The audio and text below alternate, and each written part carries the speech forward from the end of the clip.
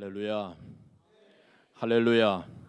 오늘 이 아침에도 우리 하나님의 놀라우신 은혜와 평강이 여러분들의 심령 속에 충만하시기를 주의 이름으로 축복합니다. 우리 전후자에 계신 분들 한번 다시 인사 나누시면서 주 안에서 사랑합니다 이렇게 인사 나누시기 바랍니다. 주 안에서 사랑합니다. 주 안에서 사랑합니다. 오늘 저는 여러분들과 함께 참 예배를 드리자라는 제목으로 말씀을 같이 생각해 보겠습니다. 옛날 미국에 올리버 하월드라고 하는 분이 계셨어요. 이분은 미국 남북전쟁 당시에 아주 유명한 장군이었습니다. 그리고 나중에 하월드 대학교를 창설하신 분이셨어요. 이분이 한 번은 서부지방을 여행을 가게 되었는데 그때 서부지방에 있던 그의 친구들이 그에게 서프라이즈 파티를 열어주기로 그렇게 계획을 하고 준비를 했습니다.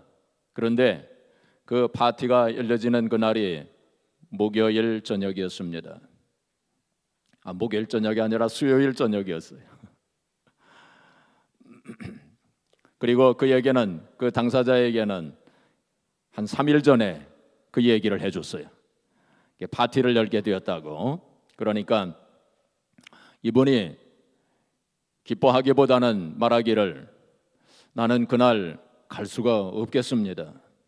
내가 어떤 분과 약속을 한 것이 있어서 그 파티에 참석할 수가 없으니 그 다음 날 저녁 목요일 저녁으로 바꿔주십시오 하고 그렇게 얘기를 하는 거예요. 그러니까 파티 주인공이 참석 못하겠다고 하니 이거 큰일 났습니다. 그 친구들이 말하기를 이미 초청장을 많이 발송을 했고 또 많은 유명 인사들이 다 참석하기로 그렇게 약속을 했고 그리고 대통령께서도 축전을 보내오셨기 때문에 그걸 바꿀 수가 없다고 그렇게 얘기를 했어요. 그러니까 이 하월드 장군이 말하기를 참 미안하게 되었지만은 그러나 나를 구원해 주신 주님과 나는 아주 굳은 약속을 했기 때문에 나는 어떤 일이 있어도 주일날과 수요일 저녁에는 하나님께 나아가서 예배 드리기로 작정을 했기 때문에 그 파티에 참석을 할 수가 없겠다고 그렇게 약속을 했어요. 그렇게 얘기를 했어요. 그 할 수 없이 목요일 저녁에 그 파티를 옮겼다는 것입니다. 참 미국에 그런 분이 있었던 것이 얼마나 미국의 큰 축복이었습니까? 예배라고 하는 것은 무엇입니까? 예배는 우리가 할 수 있는 많은 일들 가운데서 가장 고귀한 일이에요. 가장 중요한 일입니다. 그리고 인간의 본분이에요. 예배는 인간의 본분이요. 그리고 인간 존재에 우리가 존재하는 이유가 거기에 있는 것이에요. 바로 예배는 우리가 존재하는 목적입니다. 바로 예배를 드리기 위해서 우리가 존재하는 것이고 또 우리의 인생의 목적이 하나님 앞에 예배 드리기 위해서 우리가 존재한다고 해도 그 목적이 거기에 있다고 해도 과언이 아닌 것입니다. 바로 예배는 우리가 가질 수 있는 우리가 받을 수 있는 최고의 최대의 은혜요. 그리고 축복입니다. 그리고 또 우리가 받을 수 있는 우리가 가질 수 있는 최고의 뭐가 들어갈까요? 괄호 속에 특권입니다. 우리가 하나님 앞에 예배할 수 있는 것이 얼마나 큰 특권입니까? 이것은 하나님의 형상과 모양대로의 짐을 받은 우리 인간에게만 주어진 큰 특권입니다. 우리가 예배를 어떻게 드리느냐에 따라서 우리 인생 결정이 됩니다. 우리가 예배에 성공하면 우리의 신앙도 성공하게 됩니다. 우리가 예배에 성공하게 되면 우리의 인생도 하나님 기뻐하시는 성공적인 인생을 우리가 살 수 있는 것입니다. 그러나 바꿔 말한다면 우리가 예배에 실패한다면 우리의 신앙도 실패하는 거예요. 우리의 인생도 실패하는 것이 되고 말 것입니다. 자, 그렇다면 우리가 어떻게 하면 정말로 하나님 기뻐하시는 예배를 드릴 수 있을 것인가? 어떻게 하면 우리가 참 참 예배를 하나님 앞에 드릴 수 있을 것인가? 오늘 본문이 바로 그 해답을 우리에게 말씀해 주고 있어요. 오늘 본문을 보게 되면 예배라고 하는 단어가 10번씩이나 나옵니다. 이 짧은 본문 안에 예배라고 하는 단어가 10번씩이나 나와요. 참 특별한 말씀 아닙니까? 그러니까 오늘 본문은 바로 예배에 대한 말씀이라는 것을 우리가 알 수 있게 됩니다. 자, 우리 오늘 본문은 예수님께서 수가성 우물가에서 사마리아 여인과 대화하시는 그러한 장면입니다. 여기 이제 수가성 그 여인이, 사마리아 여인이 예수님과 이렇게 대화하는 가운데 그 여인이 깨달은 것은 이분은 보통 분이 아니다 하는 것을 깨닫게 되었습니다. 이분은 선지자다 하고 이렇게 깨달았어요. 그래서 19절에 보시면 여자가 이르되 주여 내가 보니 선지자로소이다 하고 그렇게 고백을 합니다. 그러면서 대뜸 주님께 질문을 하기를 20절에 보시면 우리 조상들은 이 산에서 예배하였는데 당신들의 말은 예배할 곳이 예루살렘에 있다 하더이다 하고 그렇게 질문을 주님께 던집니다. 참 놀라운 일입니다. 생각해 보면 이 여인은 참 다른 사람들에게 멸시천대를 받는 그러한 사람이었었는지 모릅니다. 그런데 주님을 만나자마자 선지자라고 깨달았을 때에 이 여인이 그 예수님께 선지자를 만났으면 뭐 병을 고쳐달라고 한다는 등 혹은 뭐 물질적으로 좀 풍요롭게 살 수 있게 해달라고 한다는 등 아니면 뭐 다른 소원을, 이 여인은 결혼에 실패한 사람이기 때문에 좋은 남자 만나서 결혼할 수 있게 해달라고 아마 이런 소원을 얘기할 수도 있었을 터인데 여인은 그렇게 얘기하지 아니하고 뭐라고 질문합니까? 예배에 대해서 질문을 하고 있어요. 우리 조상들은 이 산에서 예배하였는데 당신들의 말은 예배할 곳이 예루살렘에 있다 하더이다. 그러니까 지금 참 놀라운 질문이라는 사실을 우리가 알 수 있어요. 이 질문을 하게 된 그 역사적 배경을 우리가 조금 살펴봐야 되겠습니다. 우리가 아는 바처럼 이스라엘은 남북으로 갈라졌어요. BC 922년에 그런 일이 생겼어요. 그 솔로몬 왕이 통치하다가 솔로몬 왕이 죽은 후에 솔로몬의 그 아들 르호보암이라고 하는 왕이 통치를 하게 되었는데 이 르호보암이 정치를 좀 잘못했어요. 좀 지혜가 부족했습니다. 그래서 이스라엘이 남북으로 갈라지게 됐습니다. 그래서 북쪽은 이스라엘이라고 불렀고 남쪽은 유다라고 그렇게 불렀어요. 그러한 기간이 오랫동안 계속이 되었습니다. 그래서 남북 전쟁을 했어요. 이스라엘과 유다가 여러 번 전쟁을 했습니다. 자, 그런데 예루살렘은 어디에 있었느냐? 남쪽 유다 땅에 있었습니다. 거기에 솔로몬 성전이 있었어요. 그 이스라엘 사람들이 늘 거기 가서 예배를 드렸는데 이제는 남북으로 갈라졌으니 이 북쪽에 있는 사람들이 갈 수가 없잖아요. 그런데도 불구하고 계속해서 어떻게 해서라도 예루살렘 그 성전에 가서 예루살렘에 가서 예배를 드리려고 했습니다. 그러다 보니까 정치 지도자들이, 이스라엘 북쪽에 있는 지도자들이 이렇게 하다가는 큰일 나겠거든요. 그래서 그 백성들에게 말하기를 예루살렘까지 갈 필요 없다. 여기 있는 산에서, 구체적으로는 그리심산이라고 하는 산이 있었습니다. 여기 그리심산이라고 하는 이 산에서 하나님 앞에 예배드려도 된다. 그 남쪽으로 왜 내려가느냐 하면서 내려가지 못하도록 그렇게 했습니다. 그래서 이 여인이 질문을 한 거예요. 우리 조상들은 이 산에서 예배하였는데 당신들의 말은 예배할 곳이 예루살렘에 있다 하이다. 유다 사람들은 예루살렘에 가서 예배를 드려야 된다 그러고, 또 이스라엘 북쪽 우리 사마리아라고 그렇게 불렀죠. 사마리아 사람들은 여기 그리심산에서 예배를 드려도 된다 그렇게 하는데 도대체 어디 가서 예배를 드려야 참 예배를 드릴 수 있는 것입니까? 하고 이렇게 질문을 한 거예요.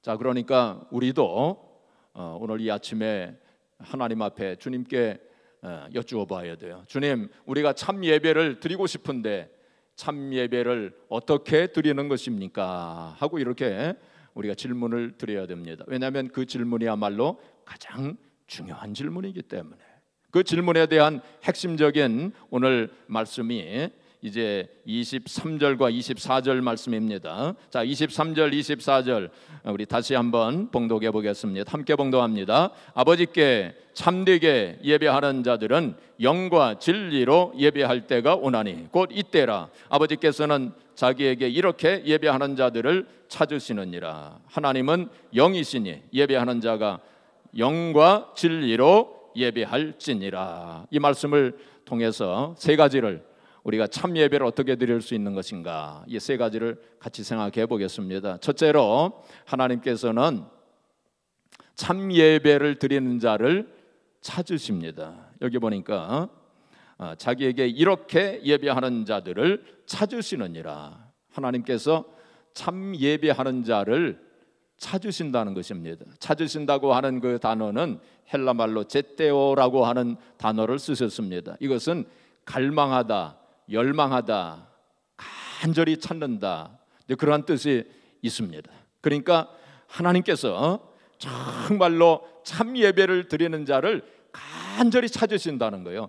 간절히 열망하시면서 그렇게 찾으신다는 것입니다. 왜 찾으실까요? 바로 그 참 예배를 통해서 하나님께서 영광 받으시기 위해서, 그리고 참 예배를 드리는 자들에게 은혜를 베푸시고 복을 내려 주시기 위해서 지금도 참 예배를 드리는 자들을 찾으신다는 거예요. 간절히 찾으신다는 것입니다. 이 세상에 수많은 사람들이 하나님 앞에 예배를 드린다고 그래요. 오늘 주일을 맞이해서 세계 곳곳에서 많은 교회에서 하나님 앞에 예배를 드릴 것입니다. 아마도 10억 이상의 인구가 아마 하나님 앞에 예배를 드린다고 할 것입니다. 그런데 그 가운데서 얼마나 사람들이 참 예배를 드리겠는가 하는 거 한번 생각해 보세요. 참 예배를 드리는 사람들이 그렇게 많지 않을 것입니다. 제가 바라기는 우리들 한 사람 한 사람이 참 예배를 드리고, 우리 아스토리아 한인교회에 있는 우리 성도들 전체가, 우리 교회가 참 예배를 드림으로 하나님께서 눈을 반짝 뜨시고, 아, 여기 참 예배를 드리는 성도들이 있구나, 여기 참 예배를 드리는 교회가 있구나, 하나님께서 그렇게 여기시고 그렇게 보셨으면 좋겠어요.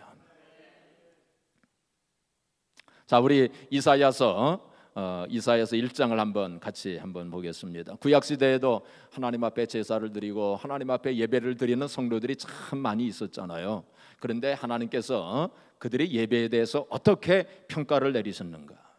여기 이사야서 1장 11절부터 14절까지, 이사야서 1장 11절부터 14절까지 말씀, 참 이 말씀을 우리가 심각하게 받아들여야 합니다.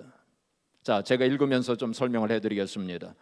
여호와께서 11절 보시면, 여호와께서 말씀하시되 너희의 무수한 재물이 내게 무엇이 유익하뇨? 나는 숫 양의 번제와 살진 짐승의 기름에 배불렀고 나는 수송아지나 어린 양이나 수디염소의 피를 기뻐하지 아니하노라. 요즘에 새벽기도 때 우리 레위기를 공부하는데 얼마나 많은 재물을 드리면서 예배를 하나님 앞에 드렸습니까? 그런데 하나님께서 이사야 선지자 그 시대에 너희들이 가져오는 번제나 숫양 무슨 그 여러 가지 재물, 이제는 그거 가져오지 말아라, 그거 부담만 된다, 하나님께서 그렇게 말씀하십니다. 그 예배, 그 제사 내가 받지 않겠다, 하나님 그렇게 말씀하시는 거예요. 너희가 내 앞에 보이러 오니 이것을 누가 너희에게 요구하였느냐? 내 마당만 밟을 뿐이니라. 성전 마당만 왔다 갔다 하지 진짜로 참 예배를 드리지 못하고 있구나. 하나님께서 탄식하시면서 책망하시는 이 말씀이에요. 헛된 재물을 다시 가져오지 말라. 분향은 내가 가증히 여기는 바요. 월삭과 안식일, 월삭은 구약시대에는 매월 첫날을 월삭으로 해서 하나님 앞에 나와서 예배를 드렸어요. 월삭과 안식일과 대회로 모이는 것도 그러하니 성회와 아울러 악을 행하는 것을 내가 견디지 못하게 하느라. 예배는 드린다고 하는데 살아가는 거 보면, 성도들이, 백성들이 세상에 나가 사는 거 보면 하나님 백성답게 살지 아니하는 그 모습을 볼 때 하나님께서 그런 예배는, 그렇다면 너희들이 드리는 예배 내가 받지 못하게 하노라. 하나님이 그렇게 말씀을 하시는 거예요. 내 마음이 너희의 월삭과 정한 절기를 싫어하나니 그것이 내게 무거운 짐이라 내가 지기에 곤비하였느니라 하시면서 그렇게 말씀하신 거예요. 너희들이 제사를 드리고 예배를 드린다고 하는데 내가 부담만 된다. 너희들이 기도하고 뭐 찬송하고 뭐 헌금도 드린다고 그러는데 그거 부담만 된다. 그러니 그런 예배는 차라리 드리지 않는 것이 좋겠구나. 하나님께서 그렇게 말씀하시는 거예요. 정말로 이러한 말씀을 우리는 심각하게 받아들여야 돼요. 하나님께서 우리들에게도 혹시 그렇게 말씀하시지 아니하실까? 21세기에 예배를 드리는 많은 성도들이 있고 교회가 있겠지만은 하나님께서 그러한 예배를 보시고 이렇게 말씀하시지 아니하실까? 나의 예배가, 우리의 예배가 혹시 하나님께서 그렇게 말씀하시는 예배가 아닌가 하는 거 한번 생각해 봐야 돼요.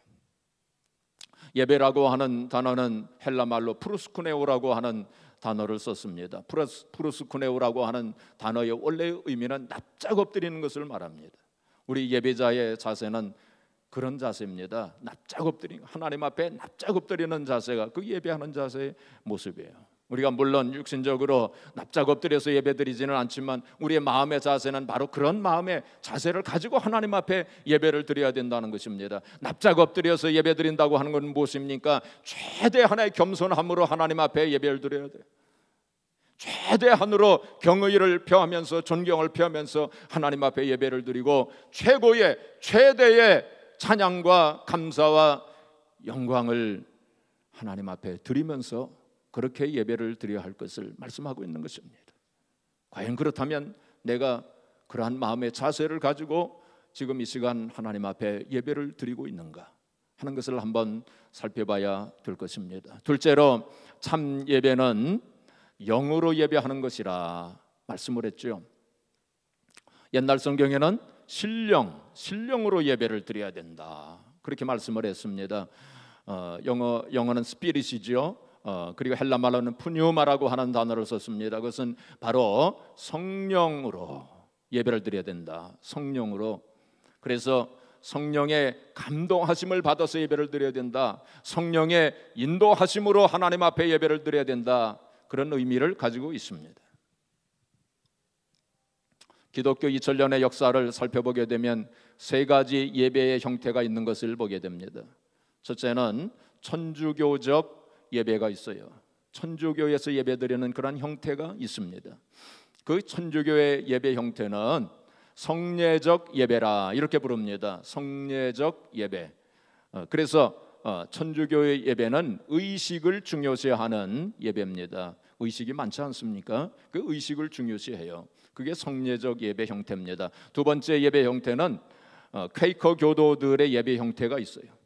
이 사람들은 어떻게 예배를 드리냐면은 예배당에 나와가지고 예배를 드리는데 아무 순서도 없습니다. 그냥 성도들이 모여가지고 침묵을 지킵니다. 고요히 침묵을 지키다가 성령의 감동을 받은 사람이 일어나서 기도를 합니다. 그리고 또 침묵을 지킵니다. 그러다가 또 성령의 감동을 받은 사람이 일어나서 말씀을 증거합니다. 이런 식으로 예배를 그렇게 했어요. 지금도 어떤 교회에서는 그렇게 예배를 드리는 교회들도 지금도 있습니다.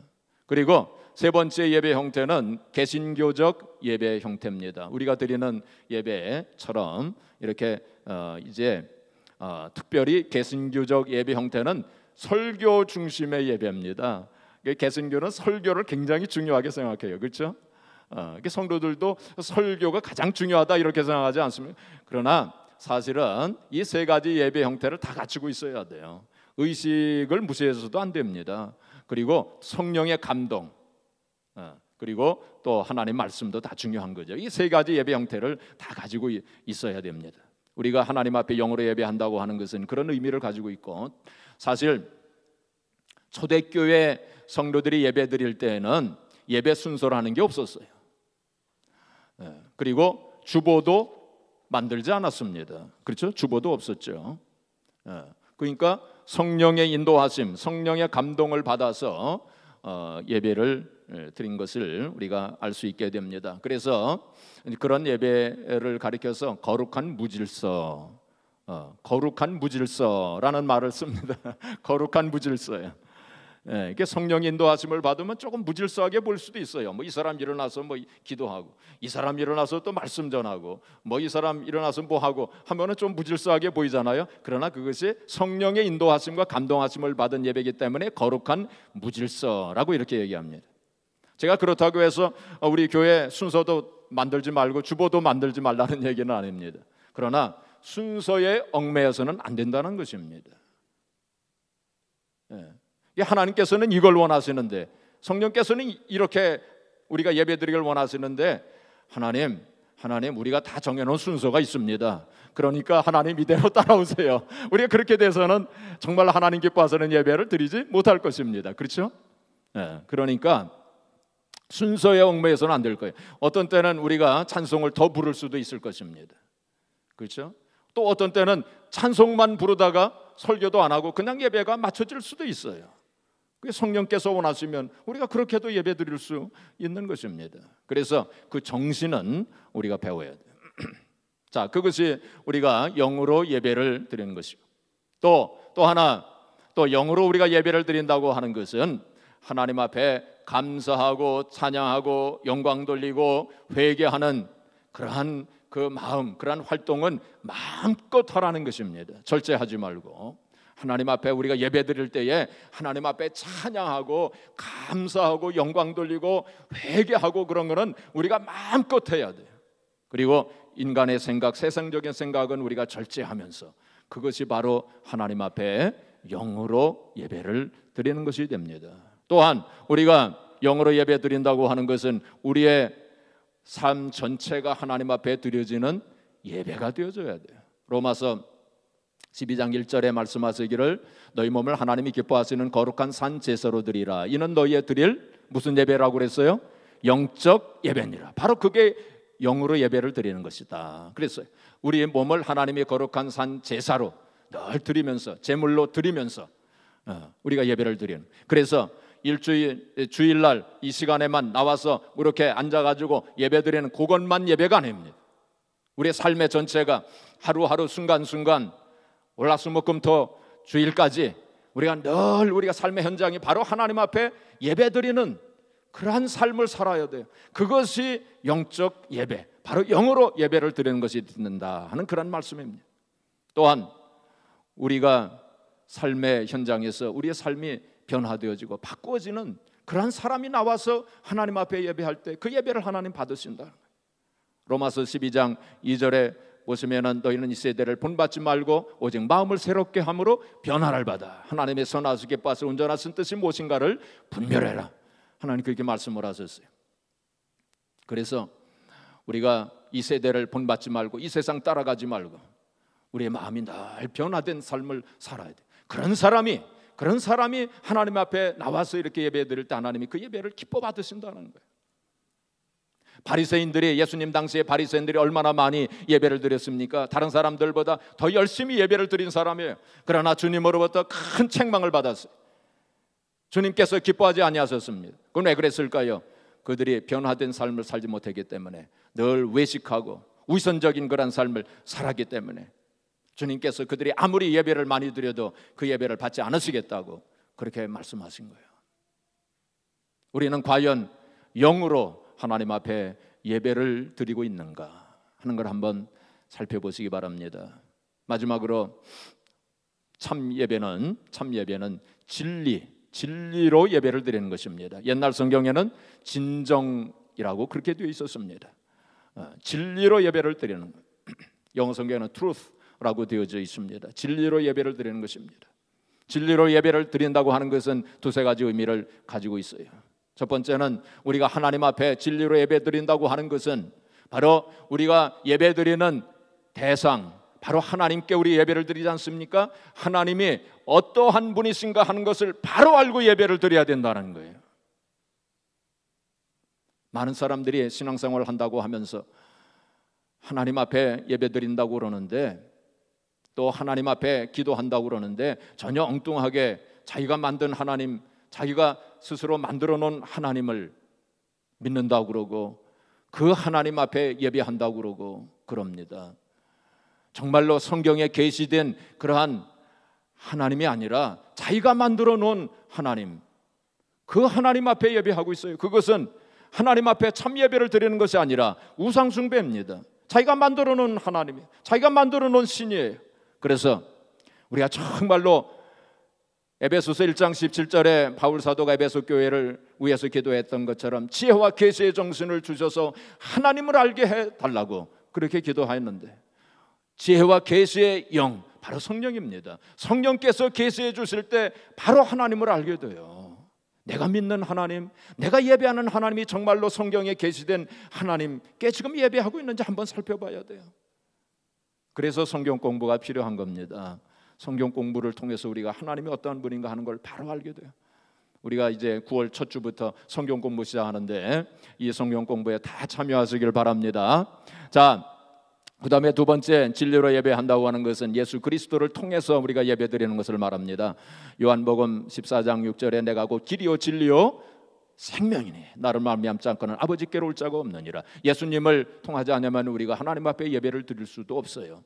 그래서 우리가 예수 그리스도를 통해서 예배하는, 그게 바로 진리로 예배하는 것을 말하는 것입니다. 또한 세 번째 의미는, 진리로 예배한다고 하는 것은 옛날 성경 번역처럼 진정으로 예배한다고 하는 의미가 포함되어져 있습니다. 마음을 다하고 뜻을 다하고 정성을 다하여 하나님 앞에 예배하는 것, 그것이 바로 진리로, 진정으로 예배하는 것이 됩니다. 바로 우리의 관심과 우리의 생각을 온전히 하나님 앞에 집중하고 예배하는 거예요.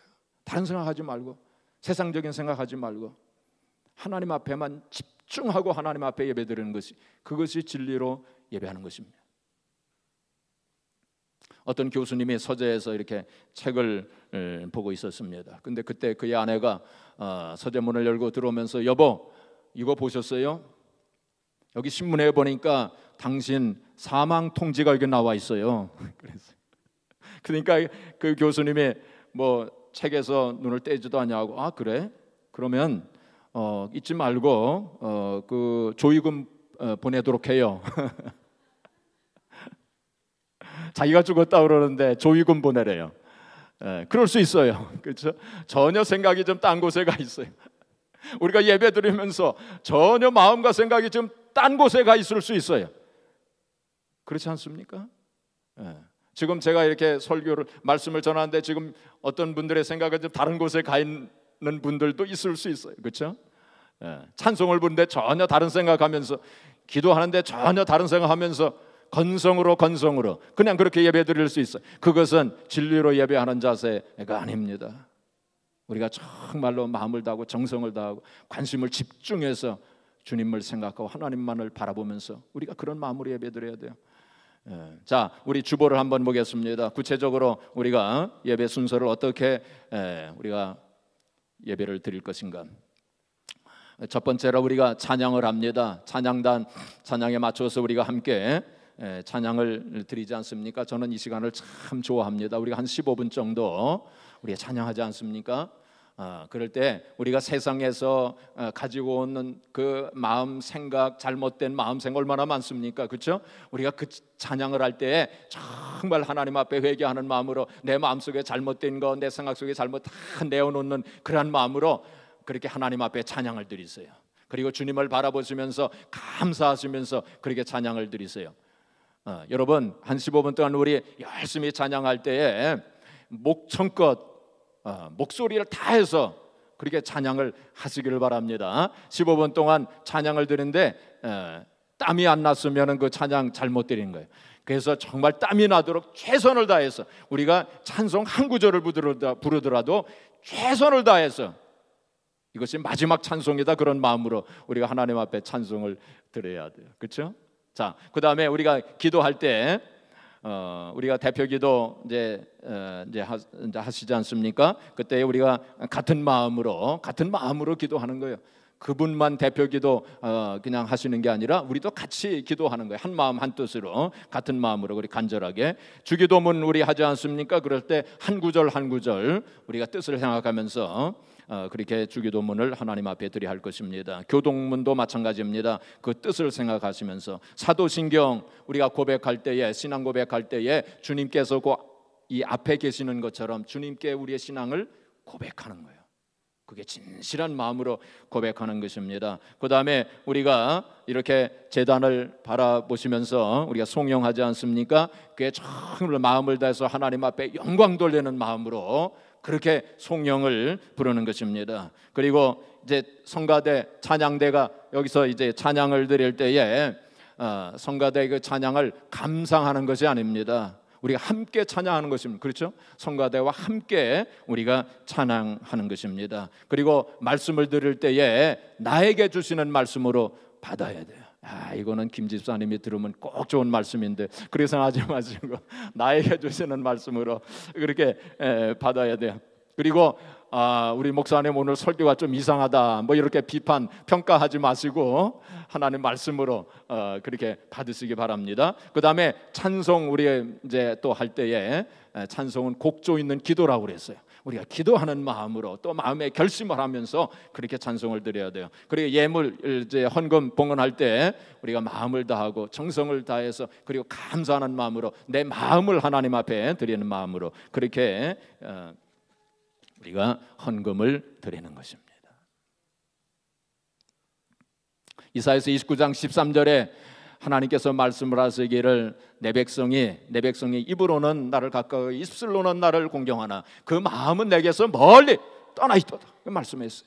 입으로는 하나님을 믿는다고 그러고 하나님 사랑한다고 그러고 경외한다고 그러고 그렇게 말하는데 내 마음 그들의 마음은 내게서 멀리 떠나 있도다. 하나님 그렇게 말씀하셨어요.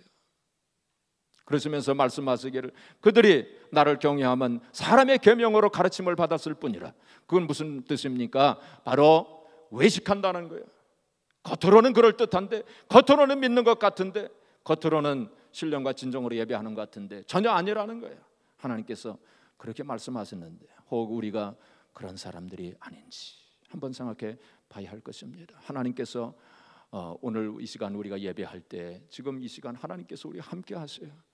주님께서 여기 지금 계십니다. 우리가 그런 마음으로 우리 하나님 앞에 예배를 드려야 돼요. 주님께서 우리 예배를 어떻게 받으실까 우리가 생각하면서 예배 드려야 돼요. 한 가지 얘기만 하고 마치겠습니다. 보스턴에서 목회하시던 A.J. 골든이라고 하는 목사님이 계셨어요. 이분이 이제 토요일 날 저녁에 설교 준비를 하시면서 잠깐 책상에 머리를 대고 잠깐 잠이 들었어요. 근데 꿈을 꾸는데 바로 그 다음 날 이제 예배 광경이 꿈속에 이제 보이는 거예요. 자기가 강대상에서 이렇게 예배 인도를 하고 있는데 한 분이 들어오시는 것을 보았습니다. 그분이 들어오셔가지고 이렇게 의자에 앉으셨어요. 그런데 그분의 모습을 보니까 위험에 가득 찬 그런 분이셨어요. 그래서 이 목사님이 예배 끝난 후에 저분을 좀 만나봐야 되겠다 하고 이렇게 생각을 했어요. 그 예배가 다 끝난 후에 이제 저 문 앞에서 성도들을 배웅을 이제 하고 있는데 아무리 찾아봐도 그분이 보이지를 않았어요. 그래서 안내하는 집사님에게 그분 어디 가셨어요?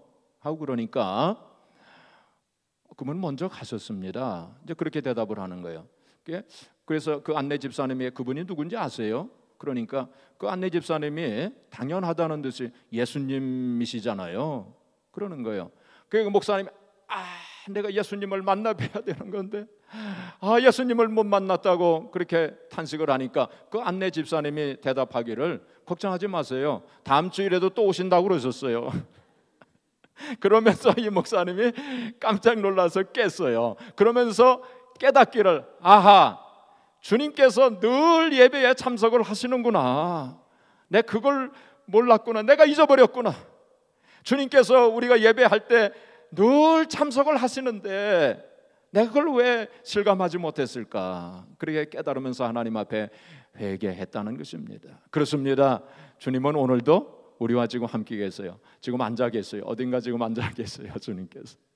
우리가 그런 마음으로 우리 하나님 앞에 예배드려야 돼요. 히브리서 11장 6절에 뭐라고 말씀했습니까? 믿음이 없이는 기쁘시게 못하나니 그에게 나아가는 자는 반드시 그가 계신 것과 그가 자기를 찾는 자들에게 상 주시는 예심을 믿어야 할지니라 말씀했어요. 우리가 예수님의 이름으로 모이는 내 이름으로 모인 것은 나도 너희와 함께하리라 그렇게 말씀을 하셨어요. 그래서 우리 주님께서 늘 우리의 예배 중에 함께 하시고 또 우리의 예배를 받으신다고 하는 그 사실을 우리가 믿고 하나님 앞에 예배드려야 돼요. 그리고 지금도 참으로 예배하는 자를 찾고 계세요. 참으로 예배하는 자가 어디 있는가? 참으로 예배하는 교회가 어디 있는가? 그걸 하나님 찾고 계세요. 우리들 한 사람 한 사람이 평생 우리의 남은 여생 순간순간 참으로 참 예배, 신령과 진정으로 드려지는 예배를 드리고, 우리 아스토리아 한인교회가 하나님 앞에 신령과 진정으로 예배드림으로 하나님 기뻐하시는 예배를 드리는 그러한 교회, 우리 자녀들이 또한 그러한 성도가 되기를 주의 이름으로 축복합니다.